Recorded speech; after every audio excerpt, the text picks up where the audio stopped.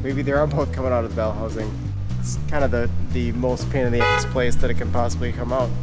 Why don't you just like drive a Honda like a normal person? Welcome to Steel Beam Rally Team, sponsored by Clark's Corvair Parts. Over this whole year, like since January, I've been getting this car ready to go on the road. In this episode, we're going to be driving it. Come on along.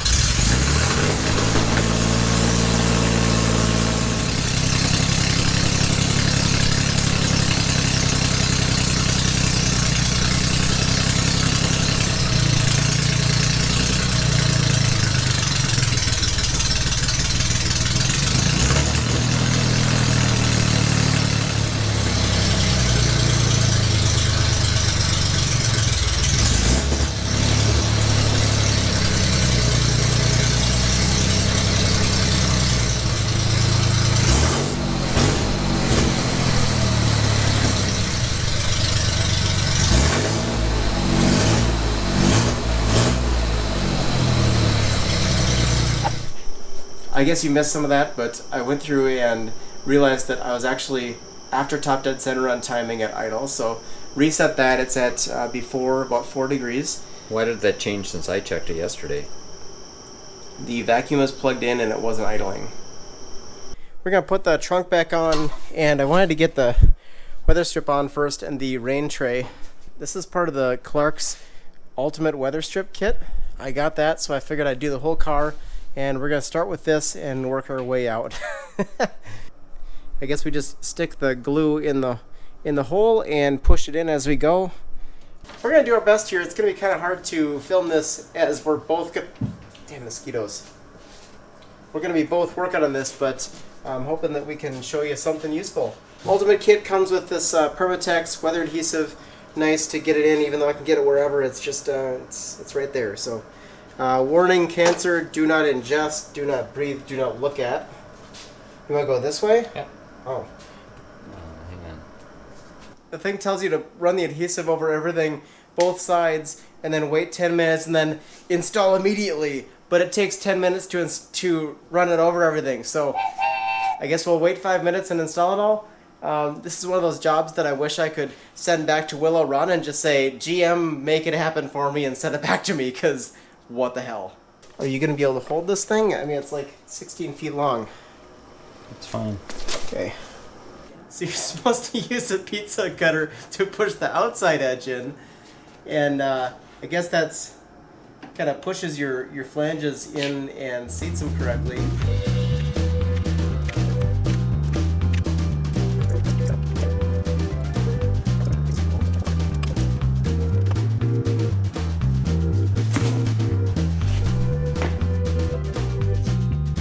We also decided to glue the ends together on the front.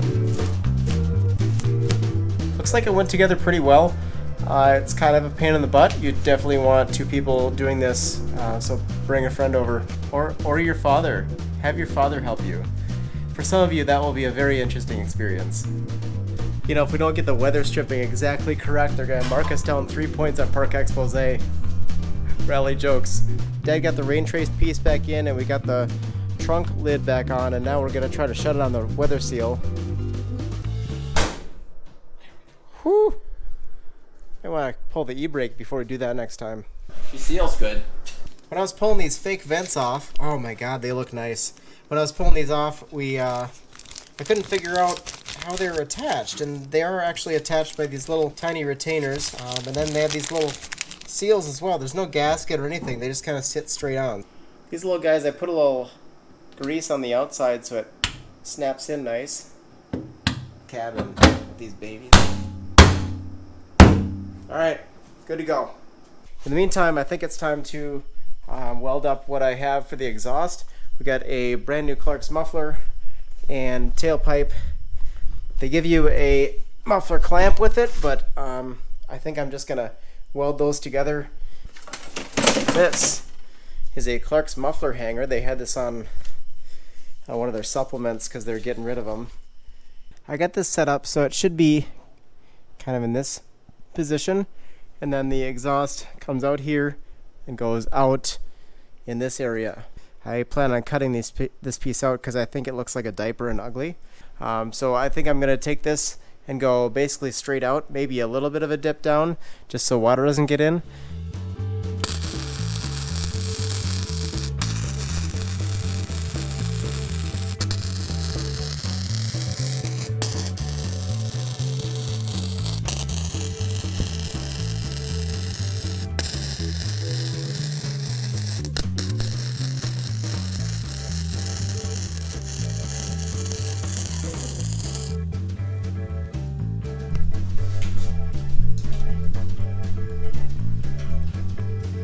Let's try out the exhaust with the muffler on.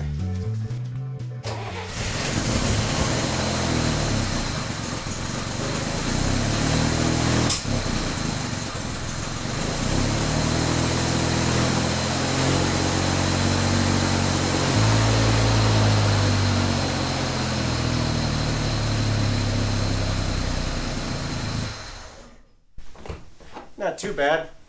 Granted, we're aiming straight at a wall, so.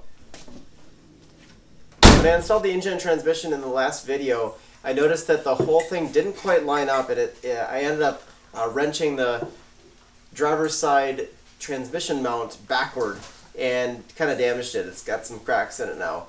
And I didn't realize why it was not working in there, and I couldn't figure it out. And then I found this in a bag. This is a giant spacer that says transmission on the bag, so I think that this is supposed to be behind our transmission mount bracket to space it out and allow it to set correctly.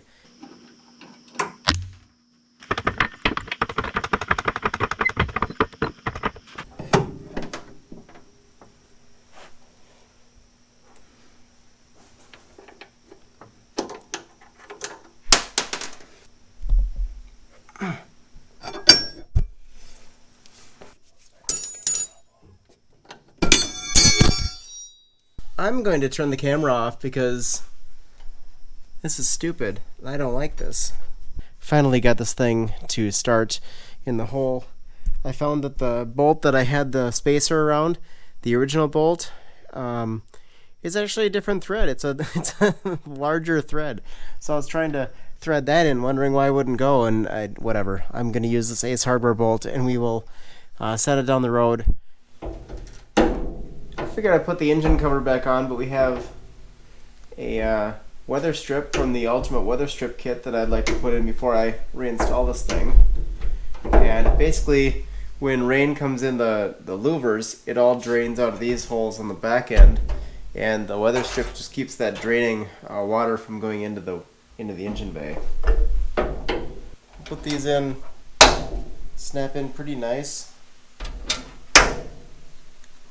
I think about 3 of these are just stuck in the bottom of my engine cover now. There.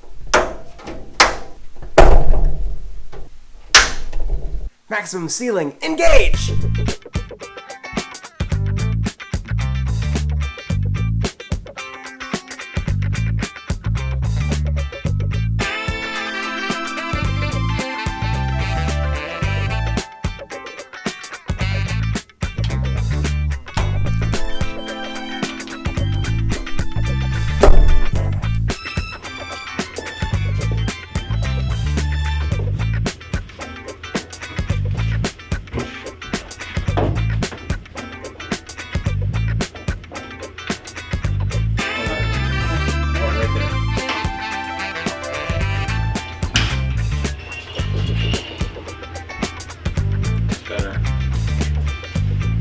Rally car. Alright, we got the air cleaners on, got the cross thing in, and then here's a throttle return spring, so when I let off the gas it'll actually return. Clark sells these. I just got one at Ace because I was there. I think it'll work. We'll see. Otherwise, I think everything's pretty much put together. We got to install. Oh yeah, it works perfectly. Awesome. Gonna put a latch in there tomorrow morning, and then we're going to trailer it to the shop where we can put it on a lift, because I don't have insurance on it yet. The insurance company wants to see pictures of it, so I gotta make it look real nice. Or do I have to make it look really bad for them? I don't know. Some way we gotta make it look some way for the insurance company before I send it in. and we'll get the insurance on for this week. Hopefully I'll be able to drive it before we leave for Ojibwe Forest Rally this week. Big weekend. I was hoping to maybe be able to bring this car up there, but it's totally not ready. So hopefully get it on the road and at least be driving it before we leave. I think it's coming together, and it runs. It does run. I'm happy about that. We got a couple little parts coming on Tuesday. It's Sunday now. No, it's Saturday. It's Saturday now. We got a couple more parts coming from Clark's on Tuesday, like the little dipstick grommet and little stuff that I forgot. It seems like I'm trailing off to the orders that I'm making for Clark's are smaller and smaller because I have most of the major stuff done at this point, I think. So that's a good feeling. And I think we should be in decent shape as long as nothing goes terribly wrong, and yeah. Oh, sweet. Dear God, it's beautiful.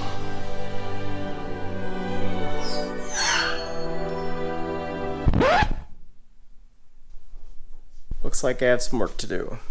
Before we head out to the shop, I want to make sure that I get my control arm bolts torqued. I had to wait till I get the car on the ground to do that because if you don't, the bushings can bind up and you'll get really weird suspension travel.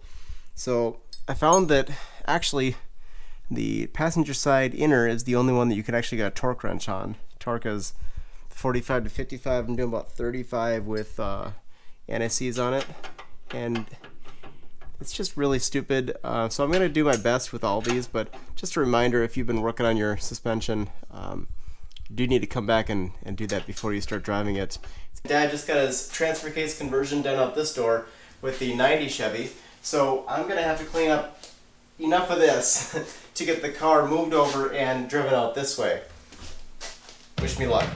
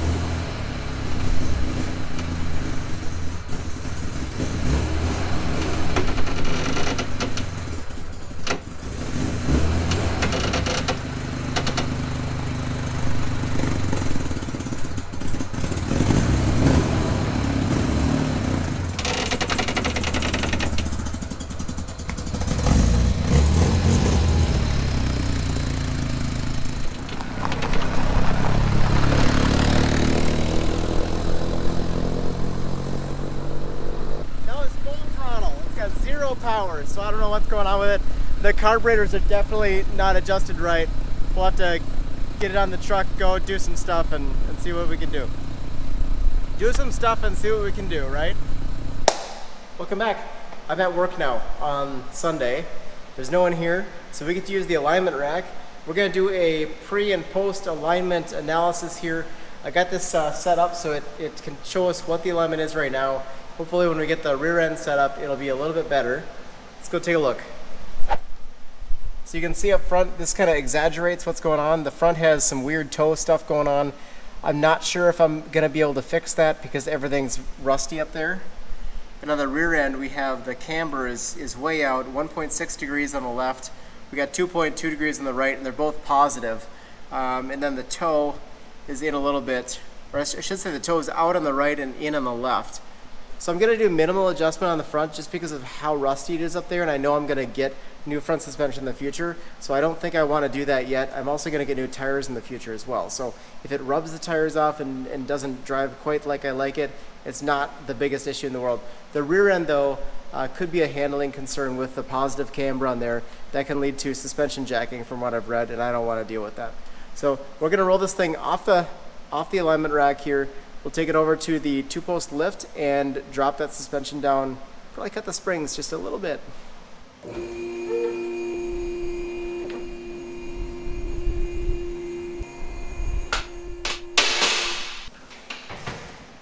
I can't even tell you how much easier this job would have been, all these jobs, if I had had a lift at home. But we can't, so here we are. I think to fix the camber adjustment, we're going to have to cut the springs. So as you can see, this is a swing axle. There's a pivot here, and that's the control arm. And from here out, the axle does not pivot independent of the control arm. So it swings an arc like that. So if you have your suspension too high, you're going to have positive camber like this, and if your suspension's too low, it's going to look like an old custom VW where the suspension's kind of in, where the tire's in like that. So I want the tire to be slightly inward. I want a little bit of negative camber for stability for this. So to accomplish that, you just got to cut the spring a little bit. What are you going to do today? I'm gonna see if I can get the heater box in. What's your percentage of confidence in this job? I have a 50% that I can get it in with the axle swing arm down. 50%. Well, luckily I'm pulling the shocks out, or the springs out.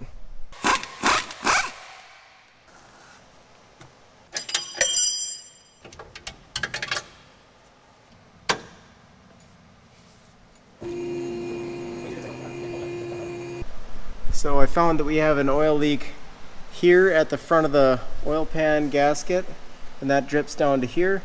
And he's finding that we have an oil leak in the bell housing, which Sure this isn't dripping out of here, maybe? there's definitely oil around that. Okay. Well, there's a hole here. Maybe they are both coming out of the bell housing. That's not good. It's kind of the most pain in the ass place that it can possibly come out. And I had a little leak over here, and the engine oil actually is red right now. So we know that that is probably transmission fluid coming out, and it might be the transmission seal that's going bad and not the engine seal. Did you replace that one? I don't know. I don't think so. So, used parts. So this cable is supposed to go up to that heater thing. A little bit short. They were two different numbers, and I thought I had them on the right sides, and I think I might have. But this one definitely does not fit. Oh, you're gonna go for that, aren't you? Well, I want to make sure this will fit in here. Had a hell of a time getting it out. Said you're supposed to drop the engine to put it in, but I don't see how this helps. I just want to make sure I can get it in first, and then I have to hook the heater box to it before I pull this in. He's attempting the impossible. We'll see if he does it. I'm going to pull the other spring off. We'll go and mark those things and figure out how much to put in. The problem is, if I don't cut enough of the spring, I have to come and do this job again. But then if I do too much of it, then I just have to get new springs and I have to do the job again. So I'm hoping that I can cut conservatively and get what I want, maybe get a little bit of negative camber, but I don't want to go too far. Definitely don't want to go too far. The manual said you had to drop the drivetrain. I didn't believe it. Last thing before we take these springs out is to just loosen the control arm bolts, control arm pivot bolts. There we go.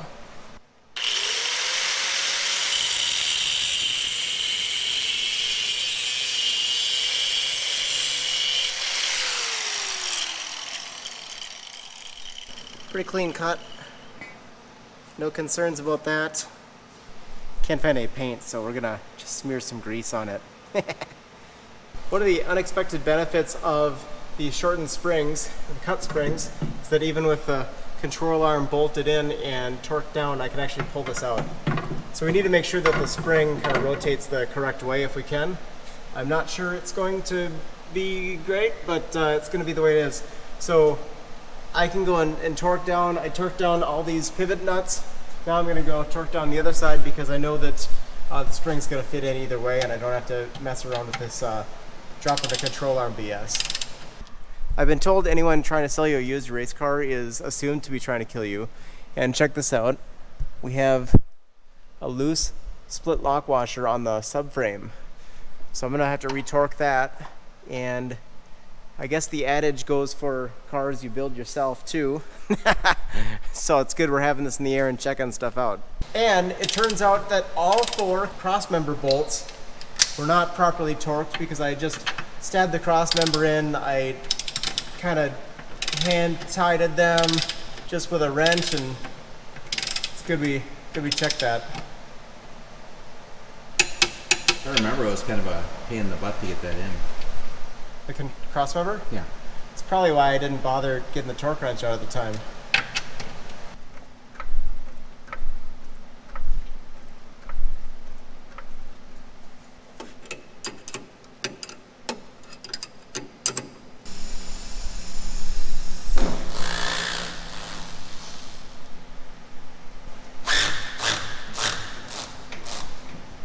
Daniel said you're supposed to bounce it like that before you measure the ride height.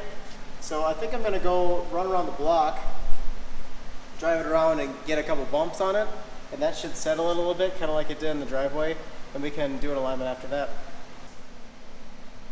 Got to push it back, it'll ding, we'll push it forward, it'll ding again, and then we can read what we're at.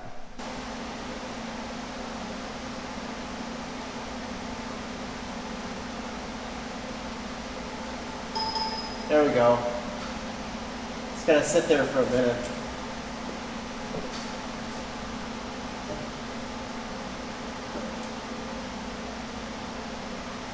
Hold it there. Wow, it's showing that we actually still have positive camber on the rear. I'm finding that hard to believe.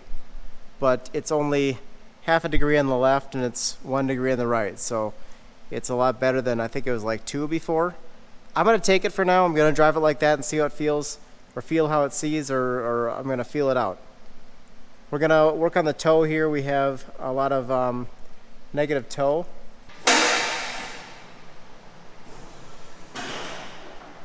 This is so much better than working in in the garage. Oh my God. Remember we put that big spacer in? So that's over on the driver's side. And then on the passenger side we have 2 bolts here. 1, 2. And they come through into the transmission housing. So we have to loosen those up. I have a couple washers in there right now. We're gonna loosen those up, put shims in. They were special shims for the Corvair transmission. Toe was negative.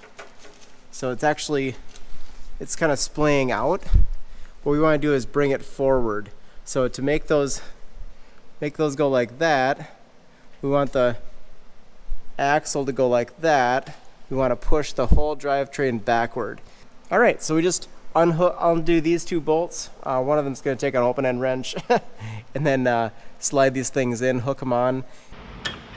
Here we go, drop it. Now we're showing negative toe 06 and 07, so we need to go further. There we go, we got 2 thick shims in here, plus 2 washers each. And our finish alignment is 0.6 left and 1 right. It wants to be at 1 plus or minus half a degree, and the toe is supposed to be 0.5 total, so we're pretty much exact on that. One other concern with the front end alignment is that the bushings here are literally coming apart of my fingers. It may, in static, it may look like it's towed in or whatever, but on the road it'll end up towing itself out a little bit too. I'm not an alignment expert, so don't ask me. I'm just telling you what I know from my meager experience. I'm really happy about the back end. The front end looks pretty rusty crusty, so I don't know how much we can do. The last thing I want to do with this thing is drop the fuel tank down a little bit.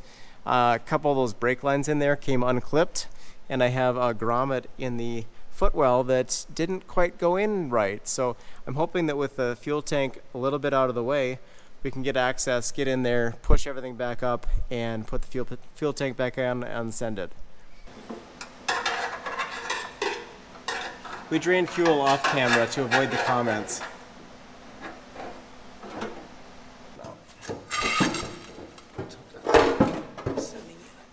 Here's the area that the fuel tank came out of.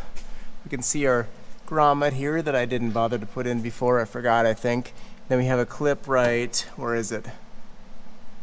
Here, there's a brake line clip on the very top. There's another brake line clip that's supposed to be up here that fell out. So, have that here. Hoping I can slide this thing back on, slide the brake line on, get them to kiss, and then leave them alone. That pumpy ain't going nowhere. Grommet in from the inside. We're getting tired.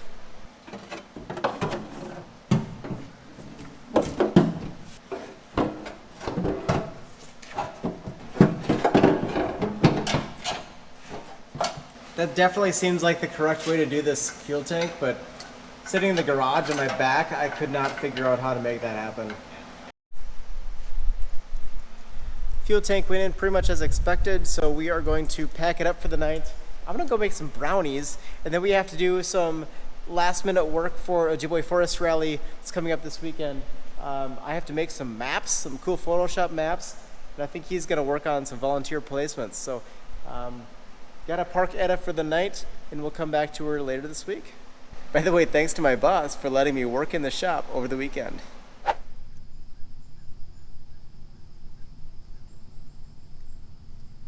I couldn't sleep last night because I was thinking about Corvair things. It's 7 o'clock right now. I pulled the car inside. Let's track this thing up, get it up on the stands, and we can check the valve lash, see if that's out of spec or anything.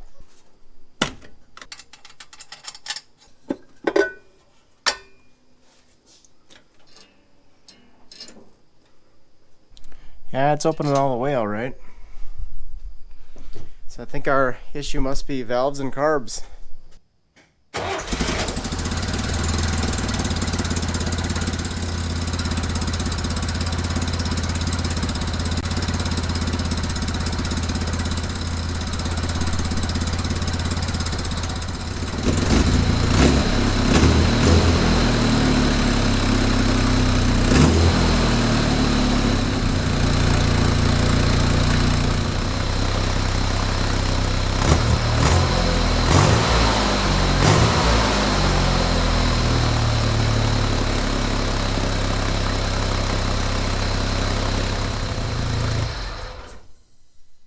One thing that made this better valve adjustment possible is that I have the muffler installed right now, and I'm able to get in here with a deep socket and adjust these while it's running with the muffler installed, so I can actually hear when the valves start ticking. And before I couldn't hear it, it was too loud with the when I just had a open downpipe.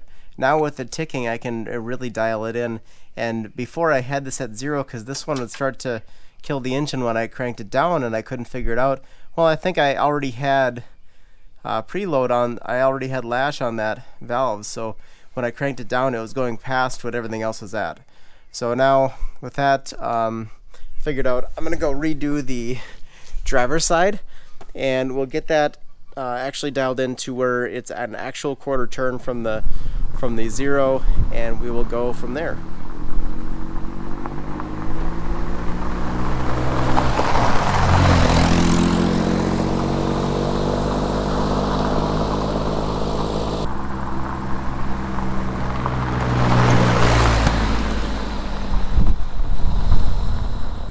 At the very least, we have an exhaust leak here. Still low on power, but it's a little bit better. It's made a couple of pops, and I think the pops are probably indicative of bad timing. Let's pop this engine cover open, and we'll get going on that.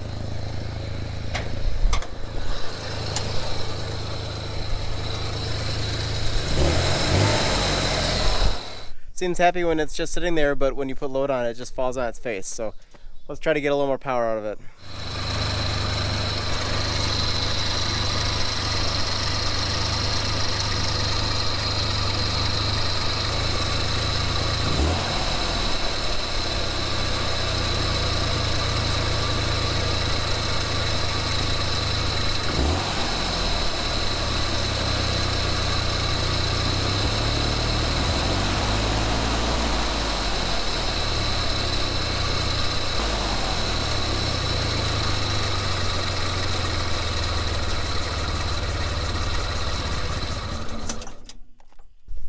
Been a productive day.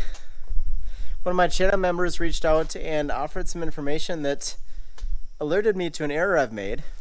I've been looking at the 1961 workshop manual. It comes with a 62-63 supplement, and I forgot that the 102 horsepower engine in this car was not introduced until midway through 62. So the information on timing that I've been getting has been incorrect. I had been timing it to 4 degrees. Apparently, it's supposed to be timed to 12 degrees initial timing at idle. The 8 degrees difference there will make a huge difference. So I'm going to go here, pop the distributor out. We're going to rotate it and get it back in with a 12 degrees initial timing. Take it for a drive. I think it's going to rip. My dad and I just got home from a Joey Forest rally, and it's only been a couple hours before I have to go and work on the car again. Thankfully, my Clark's order got here a day early, so I found that we have a new driver's mirror. I should say a new outside mirror because there is only one on this car. So we got, this is the money saver mirror. I mean, to me, it looks pretty much perfect. I guess it's missing a little bit of hood here or something. I'm not sure. Has a nice Chevy bow tie on there and that kind of jet age stuff. We'll push that on, push it forward, and we should be able to get this thing in. I have a mirror on the car, so it is meeting the legal requirements of the state of Minnesota. Well, we got the rally done. It was really stressful this year, honestly, and I've been pushing myself so hard. I think all my defenses went down. I got a cold. I stayed home from work yesterday and trying to get back in the swing of things so I can get going. But Dad has been out here helping me out with the car, and he's got a few things done in the meantime, so let me show you those. So the glove box wouldn't open. It was locked, and so we took the door off. I had to take the glove box out because I put in new defroster ducts here, tubes here that go up in back of it. I had to take the cardboard out, so I washed it, put it back in. I got a light off the parts car for it and put it on because that one didn't have one. And the only thing I didn't hook up was the spring on this because the spring grabs onto this trim, and you can see it's kind of bowed down, and the spring pressure is bending that trim because the rivets are gone. So the glove box just doesn't spring open anymore. Yeah, you got to grab it down here when you push the button. And then we got this mirror off a parts car. This is a 64 mirror, so it actually has the dimmer. Put that one on. Yep. Pretty sweet. Upgrading to a dimming. How does this thing work? Like side to side, or? I'll just ruin it real quick. Yeah, let's not break it. Alright, well, upgrade mirror for a 64. That was all seized up. We got some. Not looking too good, but it's fine. It'll work. Yeah. I get insurance on it. I got insurance on this thing. It took my insurance agent lost the email. So I had to call her and excuse me. I really don't feel good, so I have not been working on this car in the past couple days. Put the door locks in. They don't work. I think this mechanism is really rusty inside the door. So we may not have door locks at POR, but as long as the car drives safely, I think I'm okay with that. In order to line the front end, we had to get these out there. So he's being bashful because he actually bought me a Clark's Ultimate Tie Rod End kit for this car because it kind of pulls to the right, and it's one of those things where if you're going to be just yeeting a car over 500 miles of forest roads, you kind of want to have good tie rod ends. They're pretty nasty looking. So down here, I don't think there was really any play in them. They were just old and gross and worn we wouldn't out. have been able to adjust them. So then, Yeah. the new ones are set in place. They still got to be torqued. So Nice. They are. and then the only thing left is to put the idler arm in. We believe that's what's creaking. And it looks like that's greasable too. So.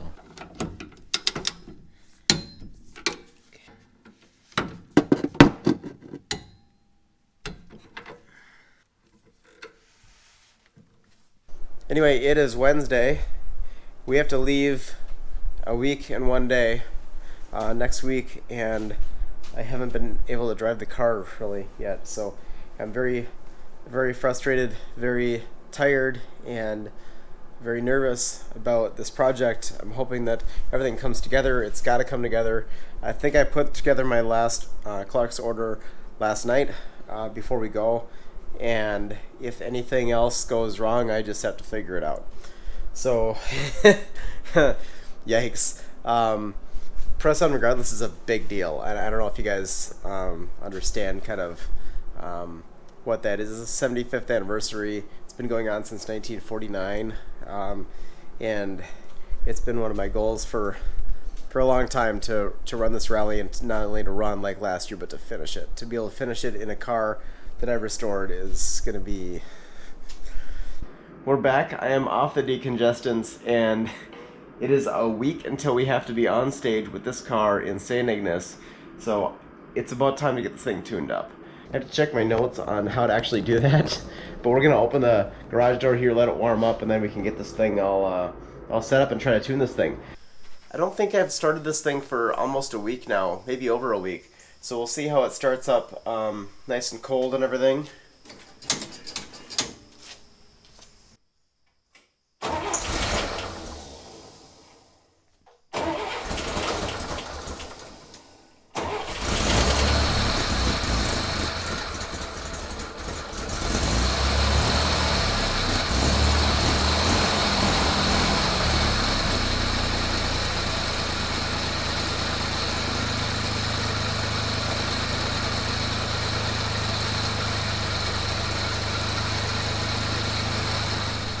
I don't have a good feeling about the idler bearing. It sounds pretty loud, and when I was trying to put new oil cups in the generator, the one went in okay, but the one on the driver's side, when I tried to pull it out with a channel locks, it actually cracked off side of the casting there, so I don't know. We're gonna have to probably JB weld that.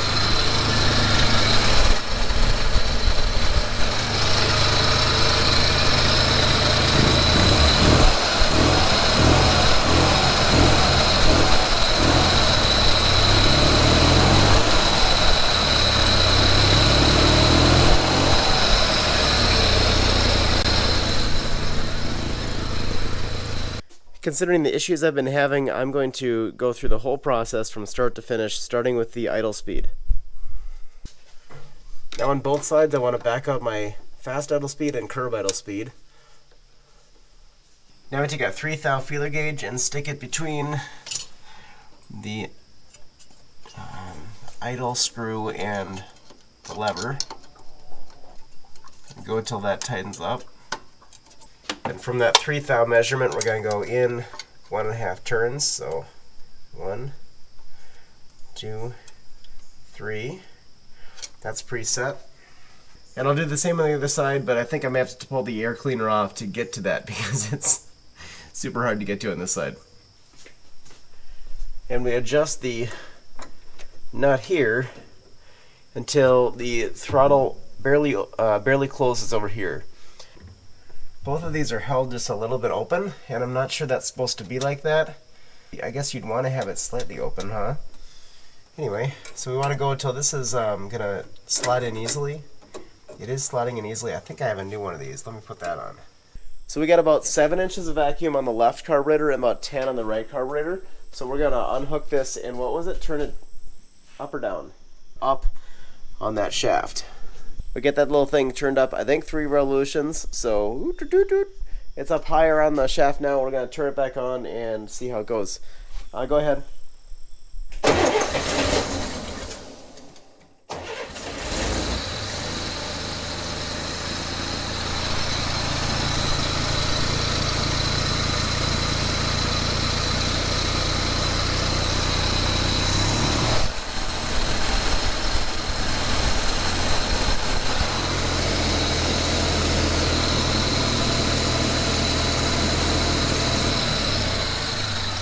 Showing about 8 now.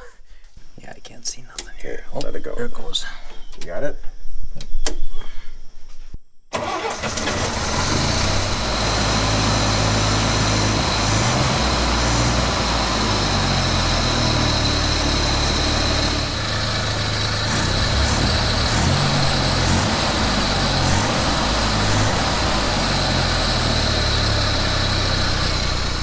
I think we should put it back together and take it for a test drive.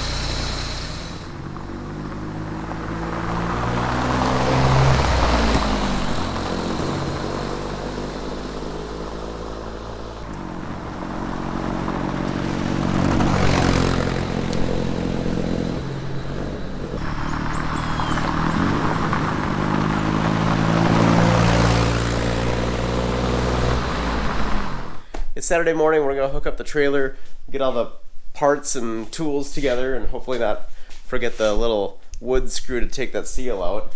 And we're gonna head over to the shop and put this thing up in the air. My lovely helpful channel member, Sam, gave me a tip to figure out if the main jet circuits are working. All we need is a stream light. So we're gonna go forward here and turn the engine on. Got a neutral. Starts better now. Why? That's on for some reason.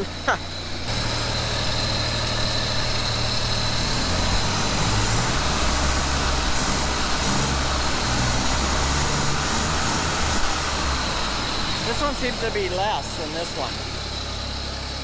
Well, they both are spraying through the main jet, but they are not vaporizing. It's not a mist. It's more of a dribble. And I think it might be inconsistent from side to side as well. So there seems to be something wrong with maybe the Venturi clusters. Fun. I guess we'll have to put those back in the ultrasonic. Unfortunately, I am going to have to pull the carburetors apart to clean those Venturi clusters. So not sure what I can do about that, but we were going to replace the input shaft seal today on the transmission. I believe that's what's leaking really, really badly under there and leaving a puddle wherever I go. I can't even drive the thing because it's just, I can't go past my street. It's gonna lose all its transmission fluid. So we're gonna pull this engine out again. This will be the first time we do the proper engine removal, so hopefully it'll go a lot faster than it has before. Well, because I have super custom long strong American studs, I can't get my drums off. So I gotta figure out what kind of puller situation I can whip up here. Yeah, I might have to rent one. Dad's gonna go get a hub puller and some other stuff, and I'll work on the shroud stuff.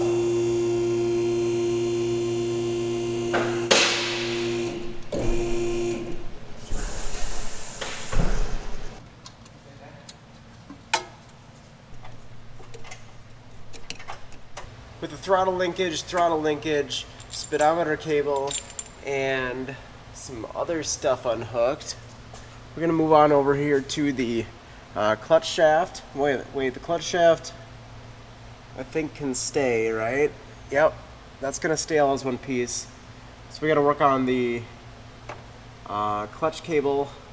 Here's gotta unhook, and then we gotta unhook the e-brake cable as well. Okay, those two. Then we can unhook this too. We gotta take the long pan off. Oh boy, this is becoming a thing. There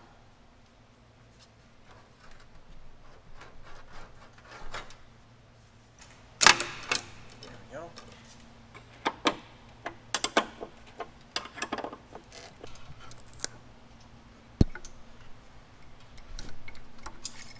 All right, we got our fuel hose disconnected. Only a few drops came out of that, pretty easy. The starter is disconnected. There's an 11/32 head nut on there, so be aware of that. The top one's a 3/8.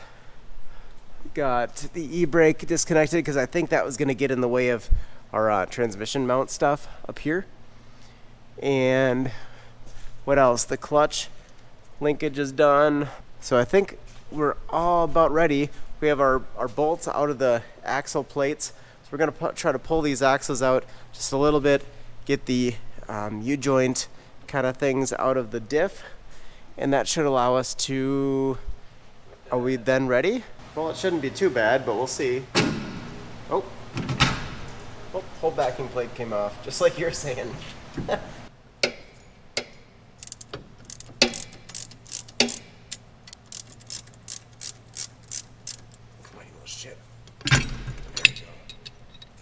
On to the next one, we'll get that out, and I think we should be able to drop this thing.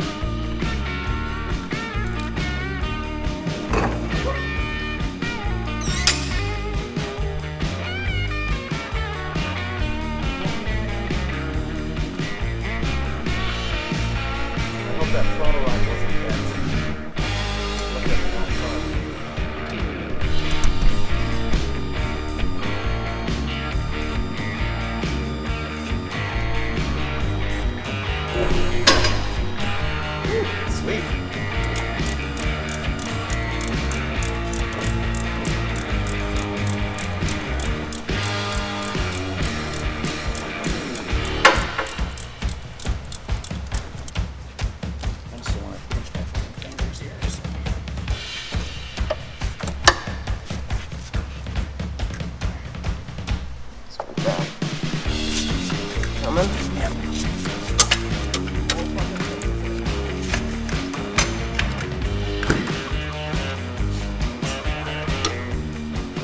Can't come out the easy way. No, no. That'd be too easy.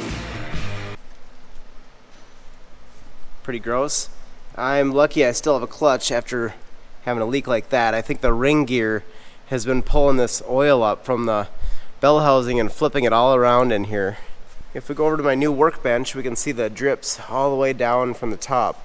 So it's been slinging that oil everywhere. We got oil inside there. If you're not familiar with Corvairs, the input shaft here is not just a little stub that sticks out. It is about a 2-foot long shaft, and that shaft reaches all the way to the front of the transmission. It only sticks out a little bit. So our input shaft seal is right in here. It's got a little retainer ring you can almost see there. Oh, there we go. Retainer ring deal. And then the shaft seal is right there. I'll have to get a seal puller in there, but we're gonna pull that out and replace it. It's got gear oil everywhere in there. So I don't know what this is for. Looks like some kind of air tool maybe, I don't know, but we're gonna see if we can pull a seal with it. Oh yeah, that worked. All right. Seal looking pretty old. Let's go compare it to the new one. All right, then we got our Clark's replacements. It's gonna be put in this way.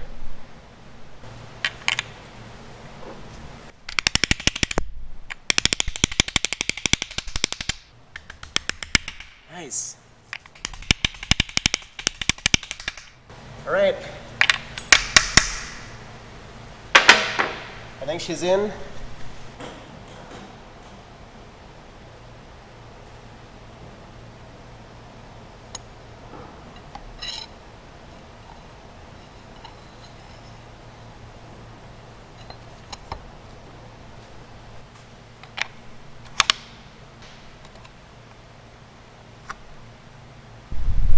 Last winter when I decided that I was going to take the Corvair to POR, I didn't envision myself pulling the engine and transmission on Labor Day weekend. So, congratulations. Kids, make better choices in your lives, please. So we're going to put the heater cross duct and the heater housing in now. So it goes in like this. And then this shroud goes on the front of the engine bay or the firewall. This thing's gotta go in there first, okay. So these go, they go like this. Okay. I guess that's why they have the slip connection on them, so they can fit to the body. Get your clips on now? Yep. Oh, yeah. Nice.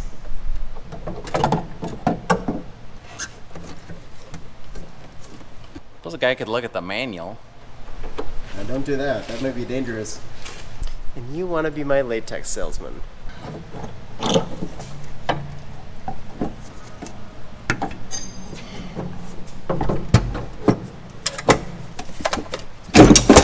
Oh, we'll lose here.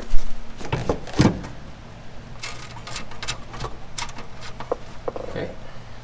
I forgot to order my blower motor and wheel, so we found some at a friendly local auto parts store.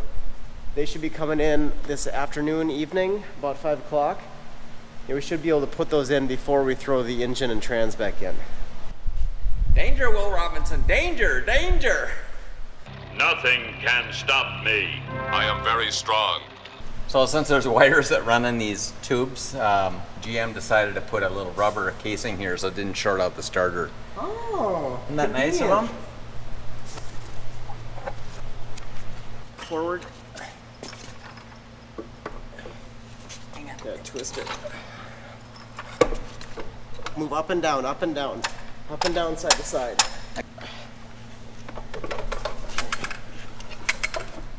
Turn that in. Okay. It's in though.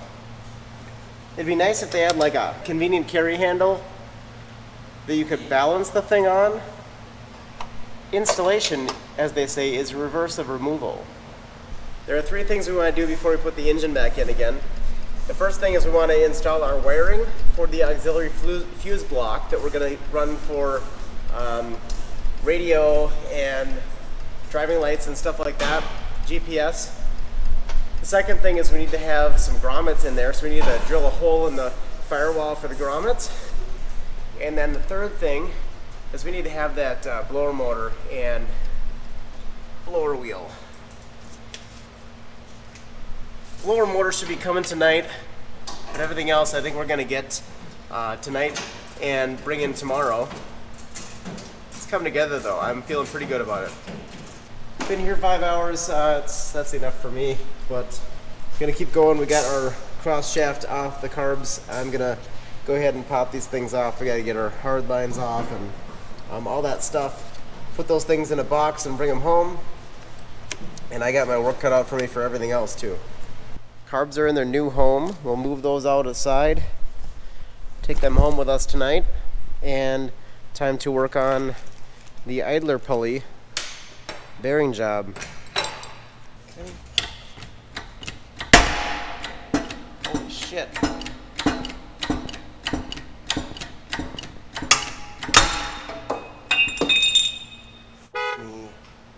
I didn't realize the bracket was hanging over the side here somehow. Oh, no. So I guess I'm restoring yours. Pete and Repeat were in a boat. Pete fell out. Who is left? Okay, we'll repeat it. This time though, I'm going to watch my spacing over here and make sure that the bracket isn't intersecting anything.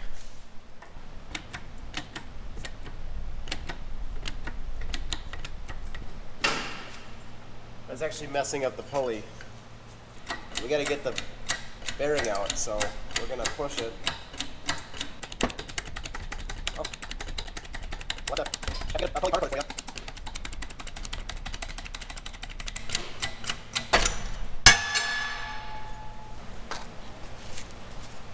Yeah, that had to tear all the paint right off this thing. Gonna be really gentle with this guy.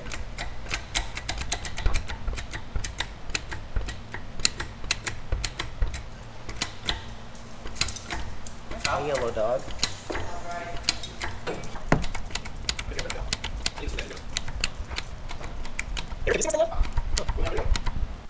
It is a fresh new day full of bright, shining optimism, and we are going to clear out the Venturi clusters that I just got out of the ultrasonic cleaner, see if they spray well, and, well, I'll tell you, I'm going to give you a little clue here. If they don't spray well, we do have an option, but we're going to try to put these carbs in the way they are and run them.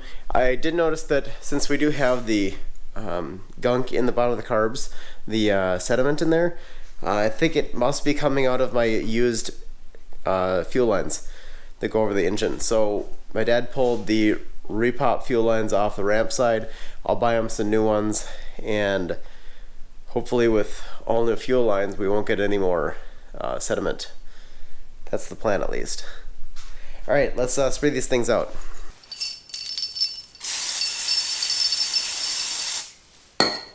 I did shake these around in the ultrasonic. If there were any air bubbles in here, hopefully they got kind of worked out by shaking these around. Where's that go? So it looks like they flow.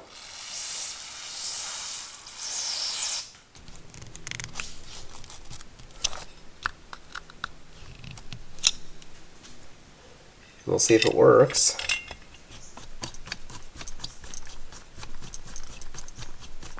A little bend on her, strengthen her up. We're gonna install a second USB port in the car so we can run all our rally stuff. That works. My old license plate from the F100 when I lived in Michigan.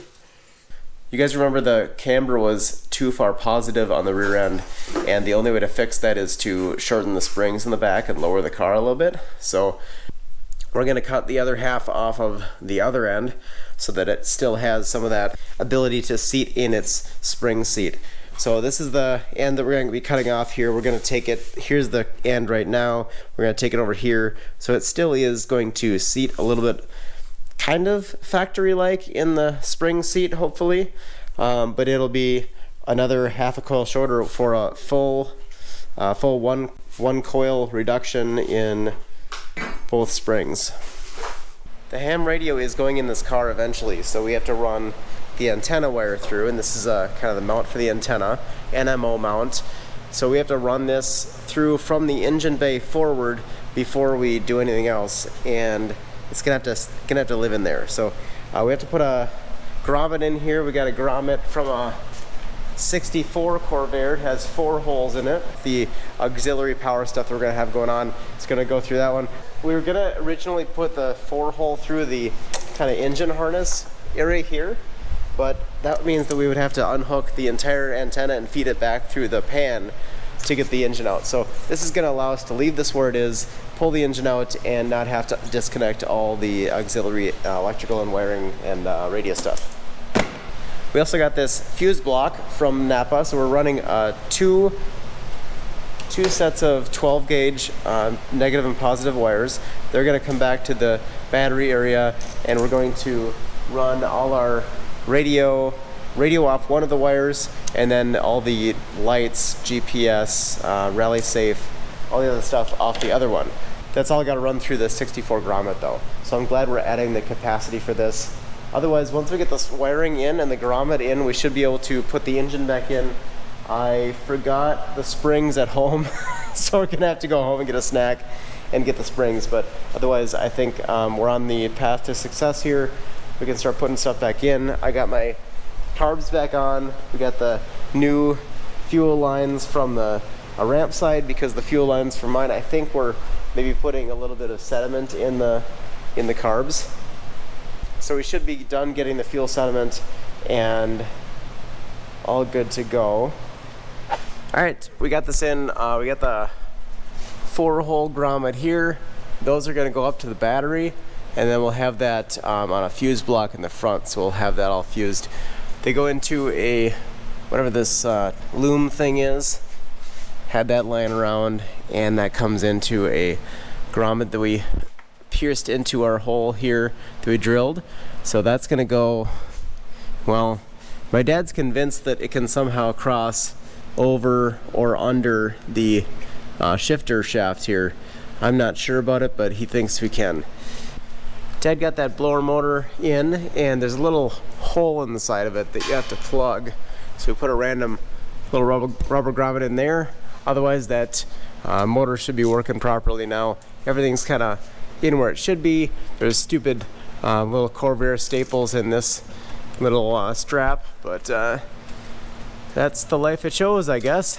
Oh yeah, it's got a different plug in here that Clark's gives you when they give you the wiring harness. So we got that put on as well.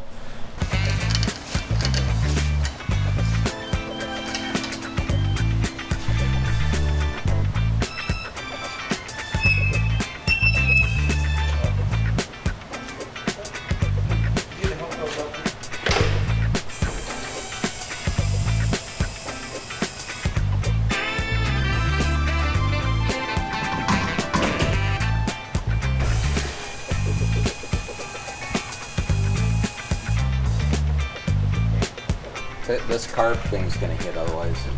This is gonna hit here. You gotta be careful. Maybe if I go forward and push it to the right, it'll correct enough on the back. You fix yours, I'll fix mine. Okay, then pull gently. Perfect. Nice. Oh my God. Okay, if you're doing this at home, you need to get one of these carts. Put your car high up on jack stands and use the cart for the engine. This is a game changer.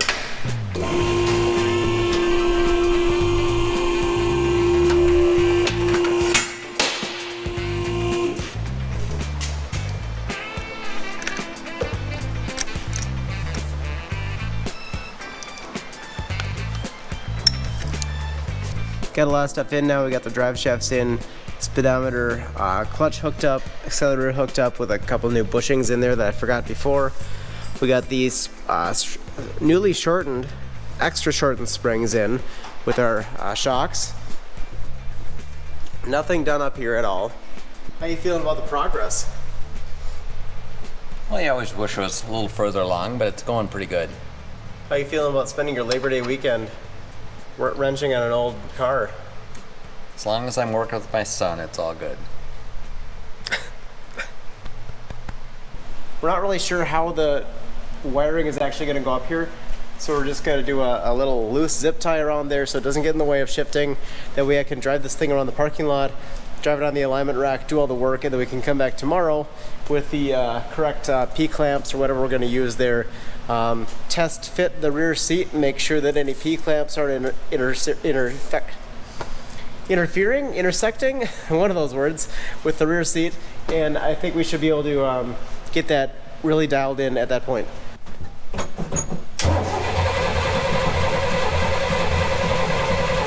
Got no fuel right now.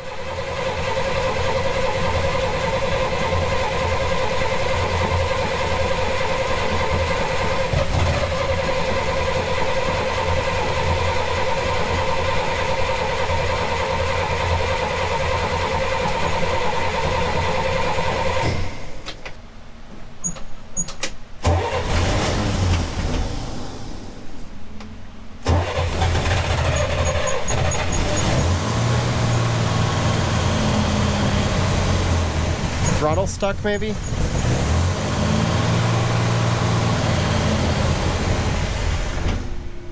Are you doing the throttle? No. Why is it holding open like that? Is it stuck? If I do that, does it stick? You can see the linkage, can't you? Is it sticking?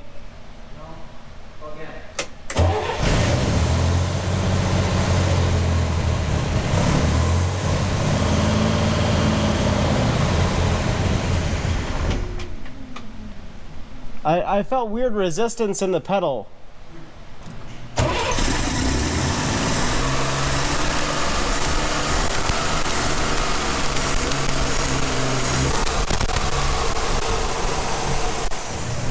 Yeah, the left one's not working.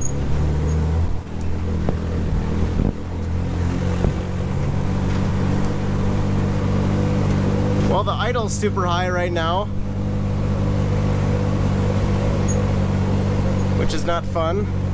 I think being in gear is enough to keep it moving even when it doesn't want to. It doesn't have much power, but it definitely sticks on the idle.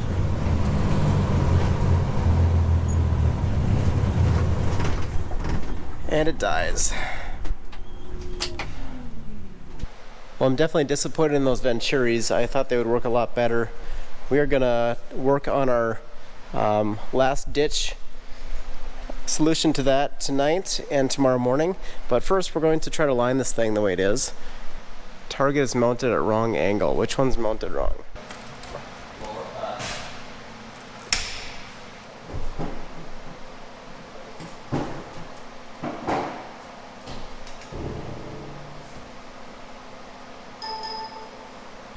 As we can see, the camber on the left side is within spec. Right side, it's too much negative camber, but I don't think we're going to do anything about that today.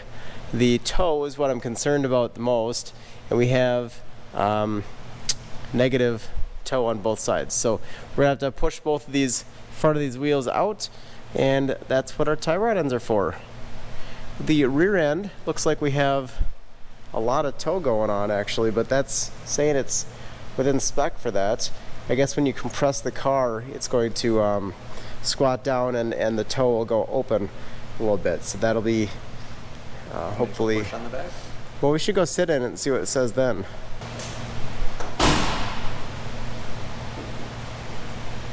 Pretty much the same, I guess. Okay. Here's our Corvair front suspension, early model. We have our steering gearbox over here that comes off the steering wheel and steering column. That turns our pitman arm. Pitman arm's attached to the center link here. Center link also attaches to our idler arm, which does nothing but keeps it in place. And then we have our two tie rod ends that attach to the center link and go out to our steering arms. So to adjust my toe, I'm gonna take these ones, this one and this one, these sleeves. These are tie rod end sleeves, and we are going to loosen the little bolts here, loosen the nuts, and we can spin the sleeve, and these should be reverse threads, so it's kind of like a turnbuckle. When you turn the sleeve, it should be pushing the tie rod ends out or pulling them back in. Should be able to get a grasp on that and move it. And as I move it, I'm watching my toe on the screen. The toe is going negative, so I want to go the other way. Well, my dad just straightened the steering wheel, and so now that's the first step you probably want to do. I'm not a professional alignment tech, just so you know. I just was given a 10-minute how-to on this thing and set loose, so don't trust me on your alignment stuff. I'm just giving you the bare bones here. Toe, so I actually over-adjusted that since our steering wheel is not straight. Let me readjust that here.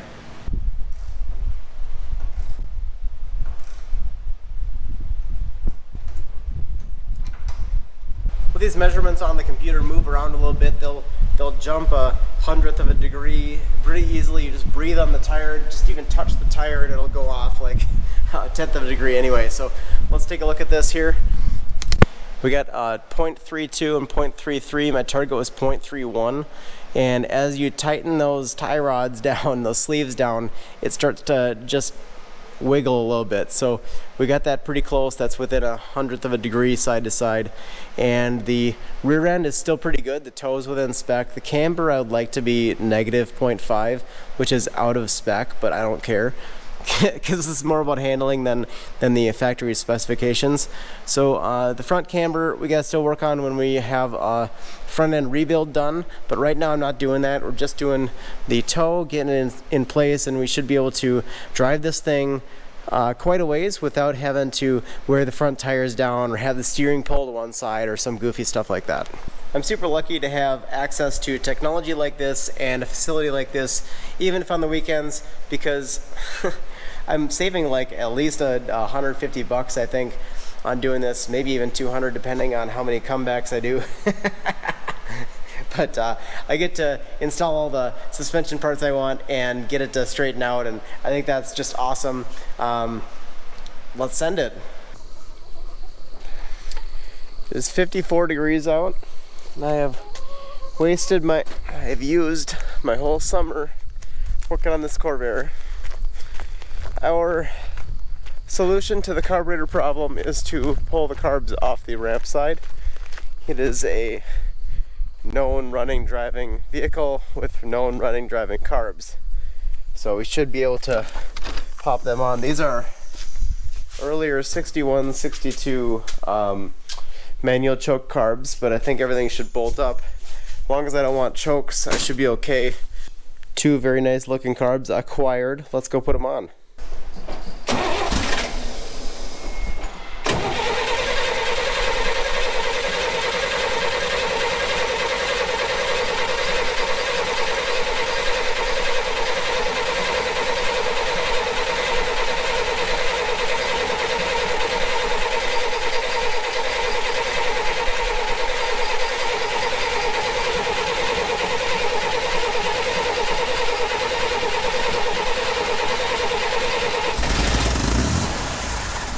You want the vacuum advance hooked up?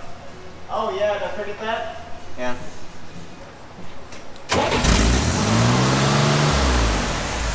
Crazy, cranked all the way open like that. I guess I'm gonna start it again and let it kind of normalize there and see if that continues to run high, because I want it to come back to an idle, but I don't know what's going on.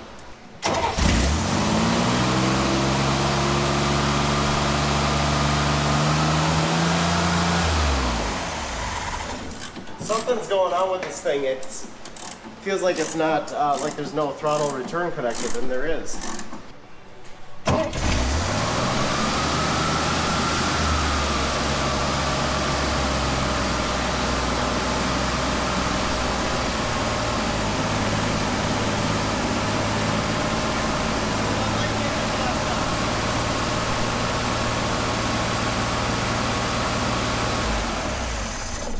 Reset the linkage, but it sounds a lot healthier.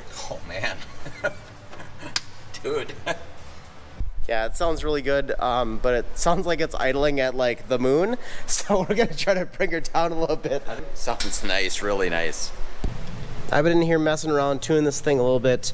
The curb idle screws are hiding back here. I had only seen the fast idle ones, but since we don't have chokes, I removed the fast idle screws so they don't wander around or anything or cause problems. Got our carbs adjusted for idle, and I don't know how our mixture is, but our idle speed should be set now. That explains why his ramp side was idling really high. I don't know why they had it set that like that, but it was super out of adjustment and dumb.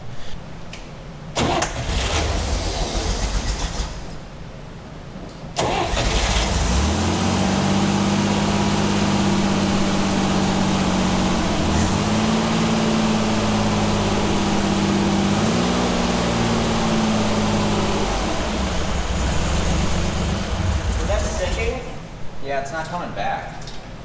Bent up a washer here, put a hole in the top for a spring. We're gonna secure that on the front What kind of spring? firewall. The throttle return spring.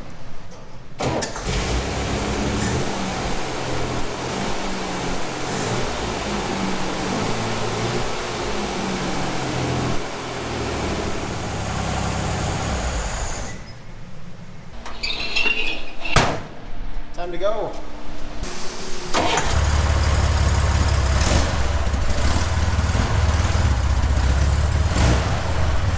Feels better already. Ooh,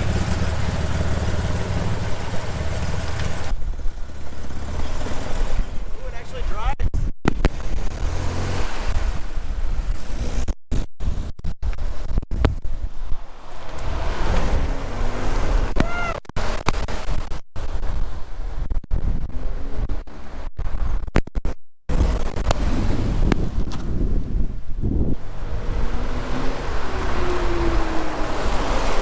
I think the power issue has been solved by new carburetors.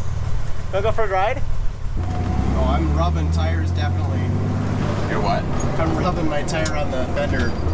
Back one? Yeah. Yeah. That was probably a squeak too.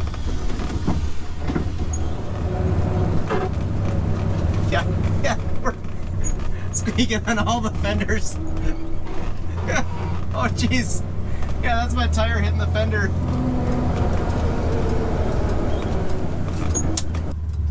So happy you got this power issue solved. Shipper, customer's gonna be happy. Overall, I'm pretty happy with how it drove. Pretty easy to get into gear, it shifts well, the clutch actuates well, and in general, I'm good with it. We had a squeak out of the right wheel. I gotta figure that out. We have all 4 tires still rubbing. I think that's the brake, honestly. Well, this one isn't rubbing as bad. You can see some of the marks here, right there. That's been rubbing up on the fender here. Dad's gonna go through and work on some of the wiring down here. We still have a lot of wiring that is not quite tied up.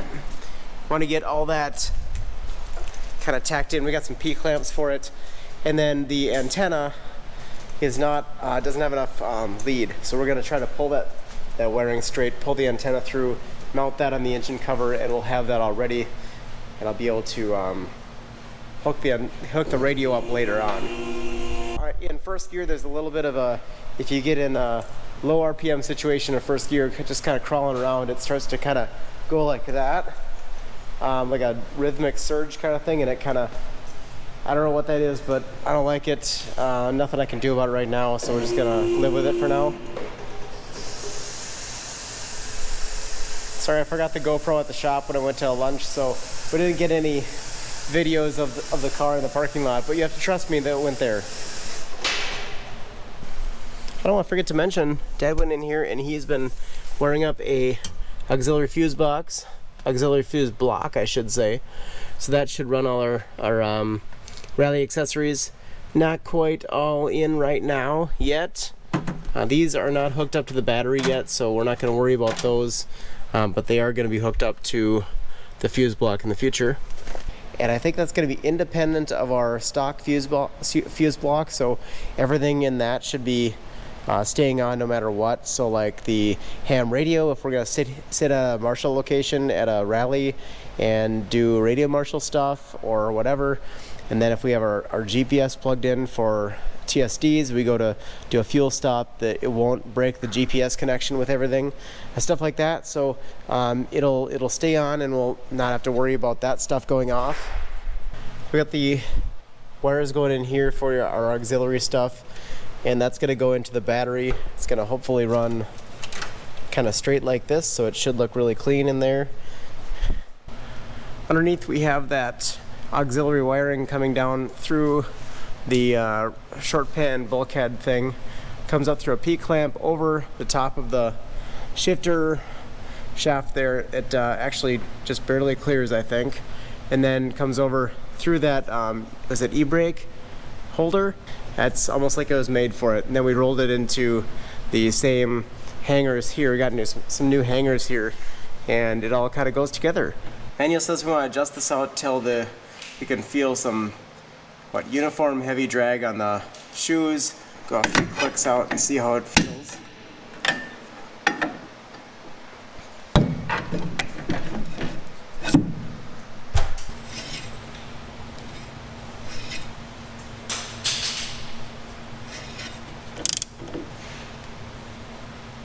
There we go.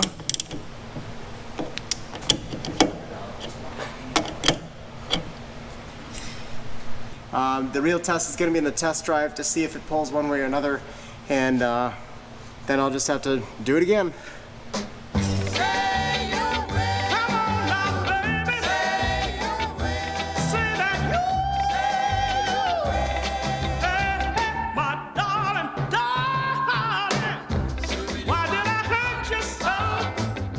I think that's it for today. I'm gonna clean up in the shop. We'll take it for a kind of extended drive tonight, and it looks like probably Wednesday we're gonna be able to roll those fenders up so we don't have to rub the tires. But I'll make sure that I'm not pushing it too hard, because I don't want to be rubbing those tires apart. And a couple days from now we should be able to.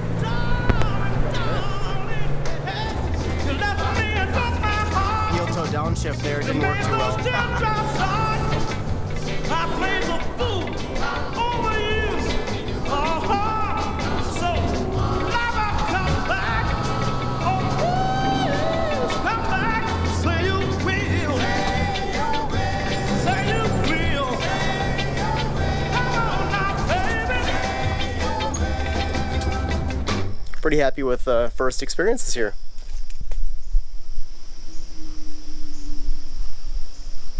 Since I have a very vulnerable oil pump back here and vulnerable other engine stuff, I want to have a skid plate in case my rear axle goes into a dip, that I don't scrape and damage anything critical on the back of the engine. So I'm working on a skid plate here. I get this piece of aluminum for 20 bucks from a scrapper guy.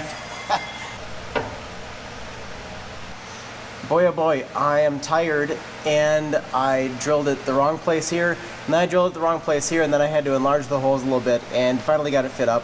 We got washers stacked on top of all 4 bolts to make sure that the skid plate itself does not contact anything. It's kind of touching the bell housing here, but in general it's able to clear everything.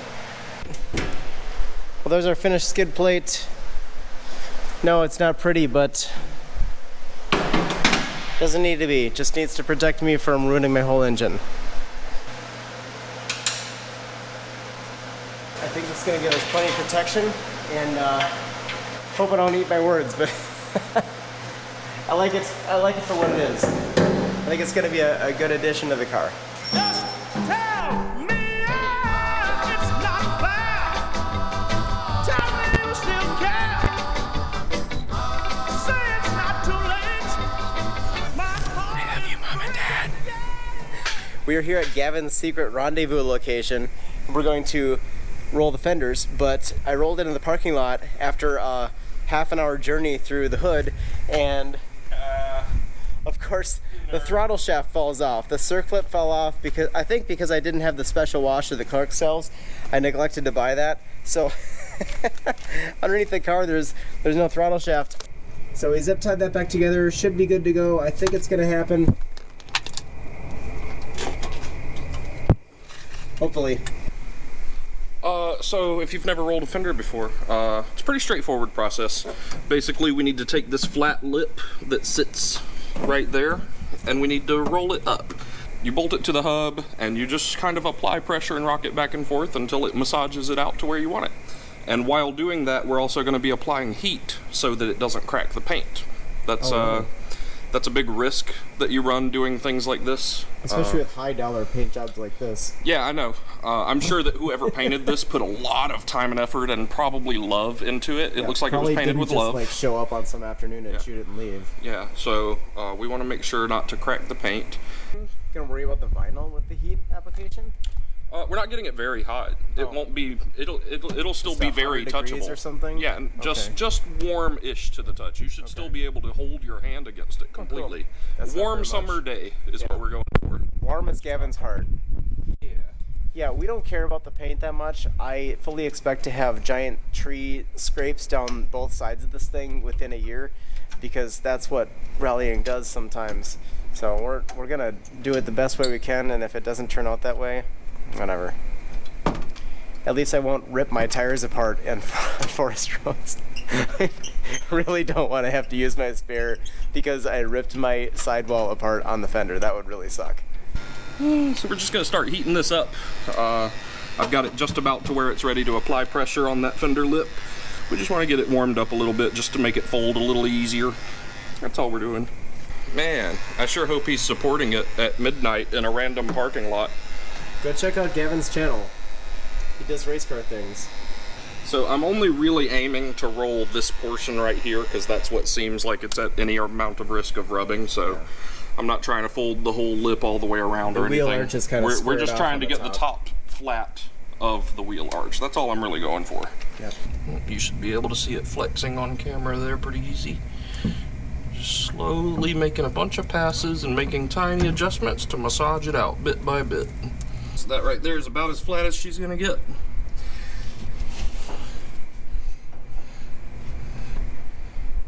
I don't know how to display flatness with fingies. It's gonna be fun. We'll see what happens when he tries to do it on a swing axle. What's a swing axle? Oh, you're gonna see what a swing axle is. It's gonna be funny. Watch. What do you think about the swing axle design? Your channel's more family friendly than mine, right? No. You don't say the F word over there? No. It's not my favorite, honestly.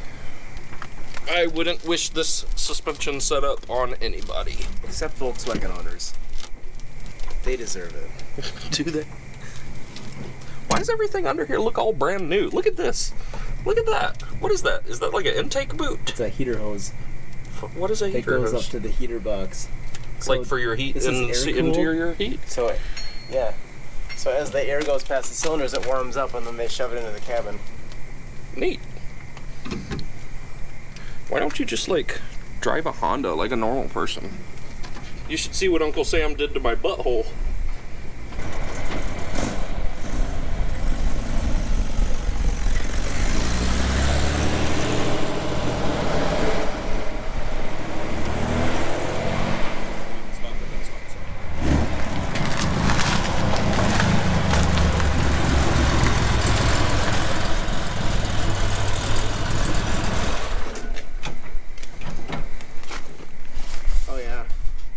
Much better. Yeah. I mean, that feels good, but you don't really know until you're at full lock and also compressing it, so. You gotta go to bed. It is 12:30. Whatever it is I do around here. It's 12:30 a.m. It is definitely past my bedtime. I need to go to sleep. I didn't quite get 8 hours of sleep, but my dad has been out here working. And he got the Rally GPS set up in the corner there. It does say Rabbit Box here, so we are good to go there. He got some fiberglassing done on the back here. That's just gonna help us with our cooling. It's not pretty, but it is ugly. It should work to help us keep the car cool. We're gonna install the window fuzzies. We got these from Clark's. It's a full set front and rear windows. Can be a real bear to get off, so just do your best. I found that if you can put a piece of cloth over your paint here and then get a screwdriver and pull up on the outside little tab there, and you can push that up one by one. We're gonna go up here, we're gonna get the first one set in. We're gonna get, and I didn't push it in yet. I just kind of set the edge of the tab in there, set the other edge of the tab in there, and then we're gonna move over and make sure our front and back work. The back is gonna hit stuff, so we're gonna move this thing forward. So if I stick the end in first, I can kind of get it to sit where I want to. This little guy's just a little bit long. I had some issues on the other side being a little long, so I just snipped this off just a little bit. Line up that front end to where we want to be. And I'm gonna get my tabs set in there, but not pushed in yet. I got two of them set in, so I'm gonna push the first one in, both fingers right over the tab. The second one is still in place. Before I put in the third one, I'm gonna line up the fourth one. Before we put the next fuzzy in, there's one more important thing we gotta do. Go to sealbeamrally.team, buy anything, and get a free American-made chrome sticker of this car. Go check it out. This is the same procedure as before, so I'm just gonna line it up, and you gotta kind of stick your head in there. Kind of a pain.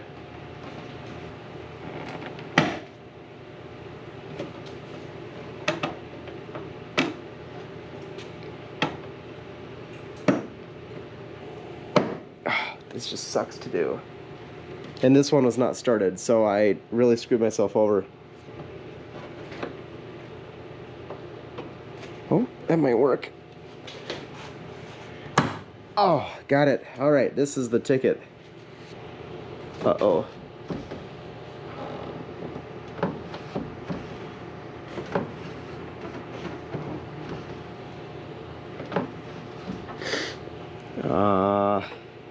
This fuzzy's messed up.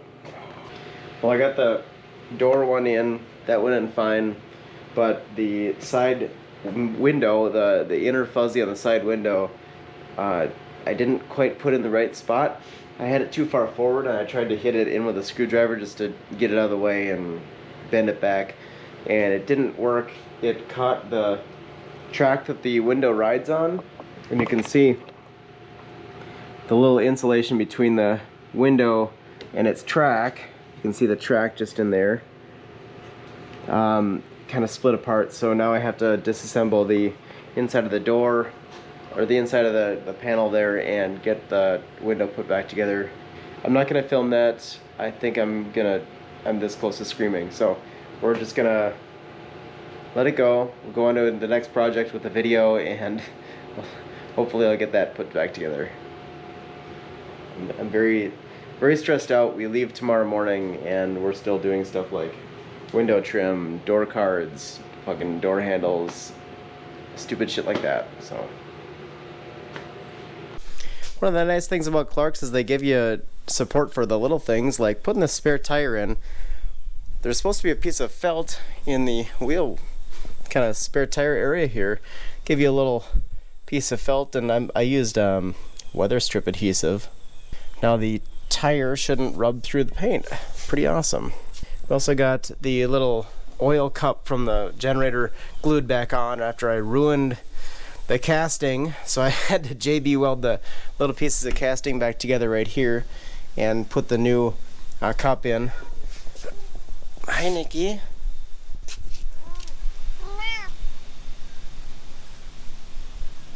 When I mounted this tire, I apparently trapped a rock in there which rolls around with the tire, but it's too late to fix it.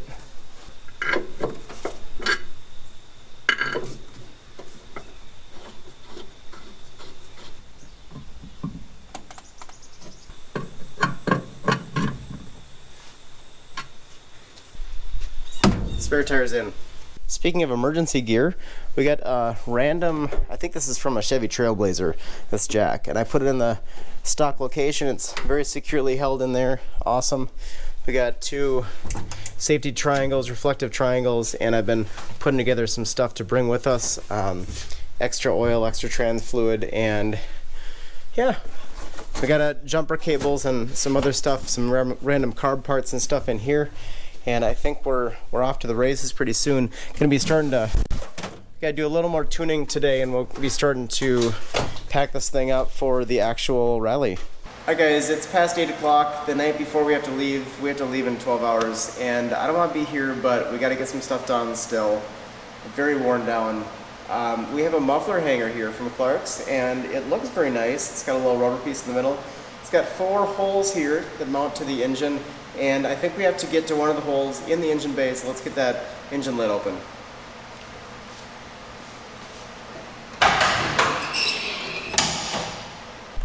Should mention, I did tune the carbs. I had it idling at like 1100, so I brought that idle down to like 500 or 600. Couldn't quite get things dialed in the way I wanted to because one of the vacuum gauges doesn't fully seat on the vacuum tube, so I'm not sure what to do with that, but I'm out of energy, I'm out of time. It's gonna be how it is, and it runs okay, so I guess maybe we'll check a plug later on and see how it's going, but right now that's it. All right, oh, I need a light before we dive into there because you guys aren't gonna be able to see anything. It's all black in there. Bink. The bolt we seek is the outside ignition coil bolt. It is on the far side, and it's kind of hard to see if you have a spare tire installed, but I think we can do it without pulling the tire off. Let's test that theory. Oh no, it's a nut. It's bad news because we have bolt, stud, and the stud goes through this side shroud, and the shroud is bolted in quite a few ways. You know what the real problem is? I just realized this is the old muffler bracket right here, so that's the exact same part that I'm holding here. Damn it. So I really do have to take that thing off. It's out. I had to pull off the whole side shroud. Kind of losing it here. I don't know where my light went, so you're gonna have to deal with it. There's our stud up there. There's our other hole, and then we have 2 holes out here, and that kind of goes in. So let's go mount this thing up. Okay, got that in. Well, it started, I gotta put everything back. Well, it started, I had to take everything off, all the bolts on the top, even behind the carburetor, and I had to take this off too, the little side holder for the seals, side seals. So it's a huge pain in the butt. I had to use every bit of tiny little wrench movements to get the thing off. So we're gonna put this thing back on. If you're doing the muffler hanger, definitely do this while the engine is out, because it's gonna be a million times easier. Unfortunately, I had to do the input seal before I got this. This arrived today, I think. Yesterday. Arrived last night. So I did not have time. I didn't have the part when we had the engine out. The strap was one of the clearance purchases at Clark's. I think it was $1. They're getting rid of them. So you might not be able to get one, but I did. It's supplied flat, and you bend a hook at the end. I'm going to shove this hook in here like this. We'll hook it in, and we'll bolt it up. Pretty simple. I'm gonna cut this off at some point because I think these trim pieces down here look like full diapers, and we're gonna work on a different exhaust solution in the future. It's pretty loud. It just kind of hits here and it bounces back and it makes a big racket, but I don't have time to fix that, so we're gonna leave it the way it is. I've committed to the caffeine life tonight. It's after 10 o'clock, and I'm gonna keep going until I'm done. Last thing that I have on my list today is to finish the brake balancing that I tried the other day.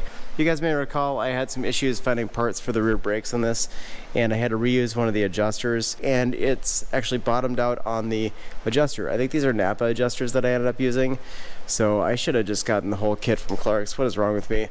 So we have really no good options here. We could modify the shoe, we could modify the adjuster and take the millimeter off the inside of the adjuster. We could adjust this one out so it drags more, so both of them are adjusted too tight. There are no good options here. Look at this guy, he's awesome. I just pulled the shoes apart and this kind of fell out, so I can go in here, I'm gonna use a saw improperly and try to just open that up a little bit. Gonna be very, very, very, very careful because I know I'm tired.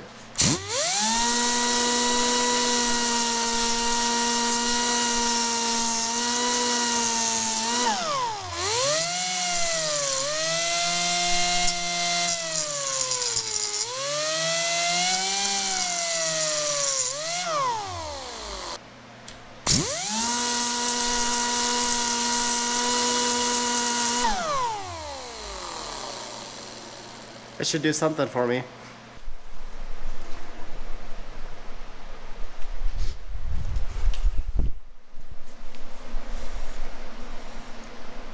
Pretty close.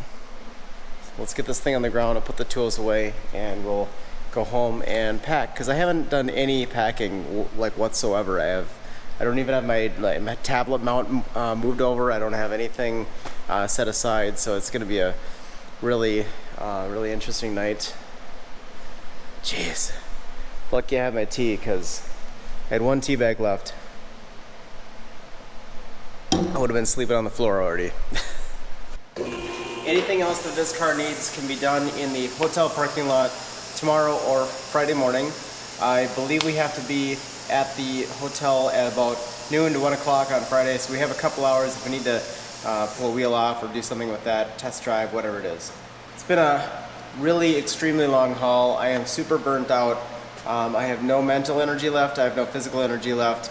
My spiritual energy is waning as well, and I just unfortunately have not been able to see past about 24 hours for the past month. It's been really tough to get this thing on the road, but I made the commitment to bring it there to POR. I made the commitment to make this thing happen, and I'm glad that I'm here, you guys are here, my dad's here to help kind of pull this thing together. Thank you to Clark's Corvair Parts for helping me out with parts, high quality parts, and thank you to the local Corvair community, Corvair Minnesota group, and all my friends and people who helped me get this thing out, because it's been huge. So we are gonna do another video.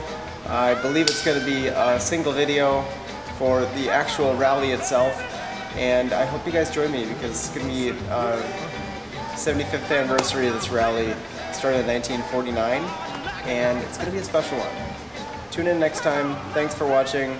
Press on.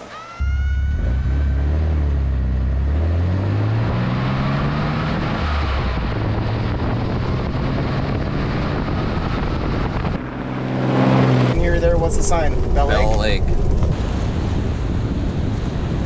3.5? Restart at 18.